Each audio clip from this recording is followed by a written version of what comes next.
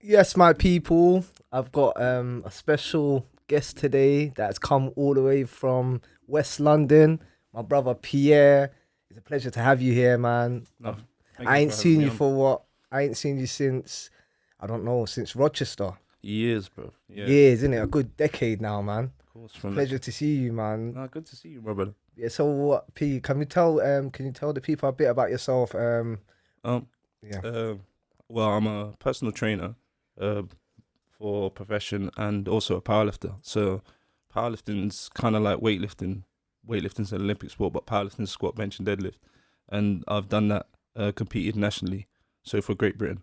So I just kind of worked my way up. But Fantastic, fantastic. So you found your passion into powerlifting, yeah? yeah, through the gym, especially through the gym, and then started competing. That's amazing, man. That's amazing. But it didn't all start from powerlifting. What made you get to that road? To be honest, it was How prison. did it start? Yeah, how did it start from? Let's just Okay. say from year 9. What Okay. was how was Like, P? in year 9, I was going to school. I was into football, but obviously after school, you mix with certain man and you do certain things. So then obviously I started going off the rails a little bit. Okay, So from there, I got into a few things, a few skirmishes, and then before you know it, bam, was in the can. And from the can, I started training. Obviously, became my passion. I thought, you know what, I could probably do this and make money. When I come out, started doing it, and then the rest is history. yeah, man. I've known you for a while, man, and I've always known you to be a humble brother. You know what I mean? You don't really go out your way like that and stuff like that. And when I used to hear things from you in secondary school, you used to go Elthorn Yeah. high, and I knew you was like the strongest in that year. And people was like, yo, Pierre's the strongest in that year. And me and you, roughly, how old are you now? 31? 32 now. I'm 32. You just turned 32. Yeah, just turned 32. September or August. September, yeah. Yeah, come on, man. I got you, man. I got you, P. I did it. Yeah. You're a few months older than me and that. But yeah, man, Pierre, man. I think then I end up going to tutorial that's called Study Centre in West London. And then I used to see you here, there. Yeah, when I used to come, a few bros I used to hang around with, they used to go to study centre after they got kicked out of Elfon. Because obviously study centre is for kind of trouble. Obviously, For some kids, yeah. like you had problems back then. Yeah. So then after that, like obviously you start to mix around, and before you know it, I'll seeing you here, seeing you there, and then obviously familiar face, Yeah, started man. talking. Obviously, always respectful, man. Always respect, man. I always- always had respect for you, always man, respect, because you man. never ever see go out your way, trouble anyone. It was just people make mistakes in their life and stuff like that. But right now, you found your passion. But what was the turning point when you came out of prison? To be honest, I came out of prison, and obviously you're doing whatever, you're moving whatever. I tried it one more time. I said I'm gonna try one more flip. I tried one more flip. Yeah.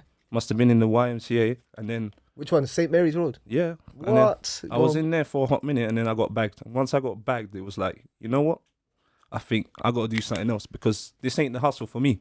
When you're getting bagged, even then, to be honest, I don't really think it's the hustle for anyone, but I said, this ain't for me. So I knew I wanted to do the gym from being in the can, and then that was it. Started pursuing that, and now I'm here, innit? And how did you get your gym qualifications? How did you go about getting your gym qualifications? So I was signing on. They were telling me to search for jobs. Oh yeah, go pack Tesco, pack whatever. To be honest, I was stubborn. Probably now I probably should have took it, but then I must have said, I'm not gonna do it except for it's fitness. So they found me an apprenticeship. You met a nice person though. Yeah. You work coach. Yeah, no, actually, to be honest, she kind of went out of her way to help me. Oh, Yeah, God bless you, man. So she helped me, and then she got me the course. I finished the course, and then they offered me a job. And from there, I just kept on working hard and worked your way up. Like, same. So like- what? You was you working in Virgin or Fitness First? No, the first one was it was Soho Gym. It was a gym in Camden still. Okay. Yeah, they will send you to somewhere, and then they pay for your wages. Obviously, it was quite low, but it was more than signing on, innit? Yeah, and you was happy, and it was something that you was happy about. So you felt like you could do it for free. You can bang weights all day long. Of course, free gym. That's the way I saw it. So, yes, yeah, definitely. So, what made you switch from person? You're still a personal trainer, but what made you want to go a bit more intense into the powerlifting? To be honest, it was one day my older brother said, "Look, you're in good shape. You should go do something. Go do the thing." And I was like, "Do what?" He's like, "No, compete, man." It's like he was talking about the bodybuilding. I was like, "Nah, man." Like, Did it throw you off of it? I said, "Nah, not the bodybuilding. That's not for me. It's not for me." And then I spoke to a guy at work, my colleague, and he goes, "Listen, I know a coach." And he goes, "Yeah, he sent me to that coach." And when he sent me to the coach, he goes, "Yeah, you're going to compete in a month." I competed, and then I won. And from there, I just kept. You won, and what was the? How many people was in the competition? I think it was like 30 in the competition. And then what was your lift? What was your lift? I squatted at that Squat, time. yeah. I squatted at that time 185 kilograms. I benched 140 and a deadlift of 240 then. You deadlifted 240 now. But that's then. Now it's like What are you doing now? 270 squat, 180 bench, and like 320 deadlift. So 320 deadlift. Yeah. And how much do you weigh? You looking like 95 kilos. It's about 95, 98. Yeah. And then you looking around. I knew it. Yeah. Yes, you get it. I can see it. Get me. So 320 kilos. That's a lot, man. That's this whole room right now. Yeah. Well, I just think it's good, man. Something that. So you never ever took steroids, anything like that? To be honest, I'm scared of that stuff. For me, all I do is train and eat. I don't really want to put all of this other stuff in my body that I don't know what does. What's the most you've done? Creatine? I've done creatine before, like protein powder, but that's it, man. Anything else, it's not for me. Like, that's not for me. So what would you advise youngsters that are there's a lot of youngsters that are up and coming bodybuilders, and they may be feeling like they want to reach that extra level, and they may try to use different supplements just to enhance their strength. What advice would you give them? I think for me, as a younger you, as a like, let's say even just being younger in training, like try stuff first. Like, I mean, as in try different training methods for a long period of time and see about consistent results instead of thinking to take the shortcut. Like, maybe you need to do some research. Like, after you train for a long time, you might have plateaus, start slowing down, and then you look into taking stuff. But other than that, I wouldn't advise it straight away, and make sure you speak to the right people if that's something you're going to do later on down the line. But for now, just train. Just practice, man. Just keep practicing. Just have fun with it. Yeah, of course. Yeah, man. There's no competition. Did you feel like, because you was at, but obviously once you started on the heavyweight, did you feel like when people was around you and they were pushing more than you, did you feel like how am I going to step up my game? I feel like I'm not. To be honest, there was times obviously you felt like inadequate. You're like, I can't do what they're doing. But yeah, obviously anything comes with consistency and persistence. Not even just about training. Let's talk about life. You have to be consistent. How many times you're going to get a knockback? How many times you're going to see someone who you think is doing better than you and you should be in that position, but you might have to put in twice the work. That's life. That's how this thing goes. So just consistency. Stay consistent with it. So that's good, man. So what's P got planned for the future?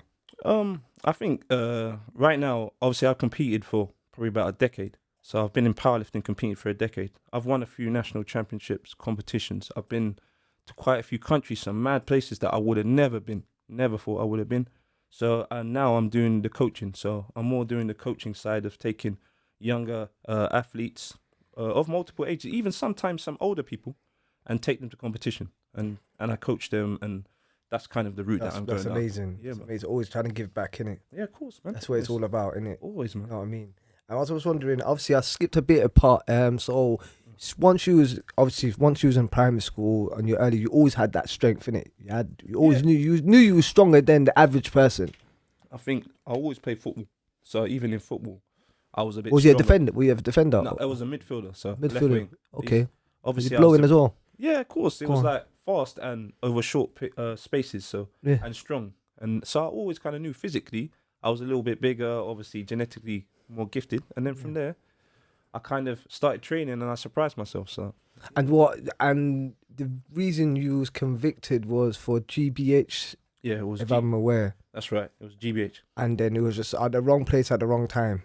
Yeah, I think to be honest, actually, it was being influenced. Is obviously looking around and feeling like you got to prove yourself to someone. I felt like back then I had something to prove to people who probably don't care. And they don't care for you like that. So that's real. Yeah, man. Like I know how it is. I know how it is now. And obviously, when these things happen, you see who's really there for you or not. And obviously, that's when the circle gets smaller. Yeah. And that's when you probably start to realize in life, obviously, you don't need certain people as close to you as you think. So yeah, man, that's amazing. And obviously, since then, that was the last time you ever got yourself into trouble. Obviously, yeah. As you said, you mentioned that one more flip. It didn't work for you in YMCA. Then you was like, you know what? Yeah. I dusted my shoulders off, and then from there, you never look back. Yeah. Did you have to change your circle, your friends? I think it just got smaller. I just think I saw obviously when I was in there who was actually checking for you, who might send you money, who might say, "Yo, you got trainers, you got canteen," and then after that, I knew. So I just kind of distanced myself. So it's cool though. You didn't get emotionally attached. You was like, you know what, it is what it is. At least I know where I No, stand. Yeah, but It could have been an M charge. but that's what It could have been murder. Exactly. It could have been something more serious. Or you had to. What did you get sentenced for? 24 months. Yeah, 24 months. So that 24 months, you realized, you learned in a small price. I know 24 months is a lot, yeah, but certain people are doing so much years right now, Of course. and you lucky you learned it in the earlier stages, because if you're still around them people, who know, you may have been caught up in different qualms or different situations. To a certain extent, yeah, I think I'm lucky, innit? You obviously have to consider yourself lucky. There's always someone in a worse position, and I could have been in a worse position, but obviously I caught with that. I learnt my lesson, and obviously I changed from that. So Yeah, man. So how long was you in Rochester? I saw you in Rochester, innit? yeah, I think so. That's how you know it was mad. I think them times there, I think that's when you started doing this training thing serious. Yeah, That's when did you start taking creatine from there? yeah. You know what? You know a funny story actually about Rochester. Yeah. I know in Rochester. To be fair, respect to him, Bouncer used to be gym orderly. Bouncer used to be the gym. Oh orderly. yeah, see, you look so about. He used to be a gym orderly. Those times, it was like a competition of who could push the most. These times, he was pushing a lot of weight then. Obviously, he's a gym orderly. He's got most gym. Yeah, he's got more access. And I noticed that he was out his cell all the time, innit? Just kind of chilling at the gym was good. And from there, honestly, it started from there. I said to myself, you know what? I might want to join the gym. And obviously, that's when you see other people. I see you in there, you know what I mean? Respect. Yeah. I mean, I was in there with Beads. I see him in there doing the gym thing as well. Yeah. Yeah. So it's like, obviously, man's bucked up, but it's always been that respect. How many times man's to see you? What are you saying? You know what I'm Yeah, saying? man. It's all that mutual Yeah. respect, man. Respect, man. Yeah, So, man. That's right, man. And I'm happy the fact that you found your passion and you end up using your strength and your ability and what you around in a more productive and a more positive way. Because there's a lot of young men out there that are strong. Yeah, man. You know, that they don't know their passion. They don't know where they want to go in life. So, like, how would you tell them to reach out into their passion? Like, how would you let them know, like, you ain't got nothing to prove out here to nobody but yourself? But listen, just be brave, innit? Chase those dreams, innit? If you think that idea is crazy, try it, innit? You're not gonna take much loss. What have you got to lose? If you're in a predicament, what we've been in, when we've been in those predicaments, bro, you got nothing to lose. You got nothing to lose. You got a lot more to lose living that life that you're living than you will have trying to, I don't know, pursue some sort of dream. Like, obviously, you're doing what you want to do, innit? Like, Yeah, I do what makes me happy. Yeah, respect, man. and I see that, and that's what I respect. So Yeah. obviously, when you said, "Come on," same thing. You're pursuing what you want to do. Yeah. You've had a few skirmishes in life, but now you're here, innit? Yeah, and I've realised, innit? And Mhm. I'm just here for other people to learn from my mistakes as much as my own, innit? Because I'm not trying to be selfish no more. I'm trying to be selfless, Yeah, man. you know? and I see And that. obviously, I do care about myself and I do want good for me, but I think there's more people that are in more vulnerable situations than we are. Yeah, man. We should reach out to them people, because maybe they need that extra push. And that push could be coming from this talk right now. You know, there's kids right now that are going gym right now. They've got so much strength right now. They're thinking, what shall I do with my strength? As you can see, P, he's been he went into the prison system. He came out, he changed his life. He went to the job center. He put his pride aside, you know. Like, he realized the people that are around him didn't want the best for him. It was just a facade. It was just, you know what I mean? It was a facade. It just looked good for the moment, you know. But now he's found his passion, and yeah, man, hats off to you, man. I think, like what you said, man, like, there's a lot of people out there who will claim that they got your best interests at heart, and they ain't, man. And it takes something like big to happen for you to realize, you know what? When the shit hits the fan, these men ain't got my back. And that's when you have to cut them off, because you're serving for them. You're serving for their purpose. And you got to, like you say, you got to be selfish sometimes and follow your dreaming. And if that means, you know what? I'm not going to see you for a couple of months because I got to do this. Cool, so be it. If they're your real friend, they'll be cool. They'll understand. Exactly. If not, then they will try to sidetrack you. Yeah. And they'll start bringing up problems like, wow, you think you changed? Or you think you're better than us? Exactly. That's the way it started for me. Man are telling me, huh? Is this the same person that was in the gutter that's thinking that he's better than you? How? No, Why can't you just be happy for me? but that's what I mean. It seems like when you've got something that you're happy with, someone else wants it. Like, you want your own thing. If that's your thing, you do your own thing. So, man ain't changed. It's just, you've learnt in life. You've learnt in it. So, that's what's put you where you need to be right now. So Definitely, man. Definitely, Pete. So, what have you got? Any competitions that are coming up? What's your Instagram page? It's easy peasy. Easy peasy. So you guys, you can see it at the top. Add him up. If you've got any questions regarding sports, fitness, and powerlifting, then this is your man. Yeah, You know. And yeah, any competitions that are coming up that people need to look out for? I was supposed to be doing a competition just last month gone. It was supposed to be in Ireland, but obviously with this COVID situation, the rules keep changing, so it's making it difficult for me to compete. So probably not. I think I'm looking at maybe May next year, as long as the restrictions ain't changed. Yeah, fingers crossed. So it should be championships in the UK for now. That will be doing squat, bench, and deadlift. So we'll see how that goes. Yeah, man, definitely. Is there any tickets get available? I would like to You come can just along. turn up. If I'll always post a competition like flyer, and if anybody wants to come and watch, yeah, of course, I'll send those dates over.